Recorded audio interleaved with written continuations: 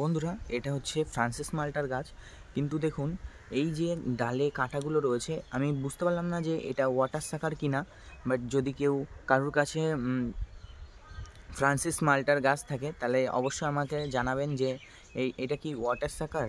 কারণ আমি বুঝতে পারছি না ঠিকভাবে। এই ডালটাতেও দেখুন কাঁটা আছে, এটাতেও রয়েছে। এই দুটোর গ্রোথ কিন্তু টেন্ডেন্সি একই রয়েছে, এবং ম্যাচিওর ডালে গিয়ে দেখলেও বোঝা যাচ্ছে যে এখানেও কাঁটা রয়েছে। এর পাশেই যেটা রয়েছে এটা হচ্ছে ব্লাড মাল্টা, পান্নামুখ ব্লাড। এতেও দেখুন এই যে মুখগুলো ছাড়ছে, কিন্তু এই গাছটাতে কাঁটা রয়েছে, এটাতে কাঁটা থাকে জানি। বাট এই গাছটা নিয়ে আমি একটু কনফিউশনে রয়েছি যে এটা কি ওয়াটার সাকারের কোনো ডাল কি না।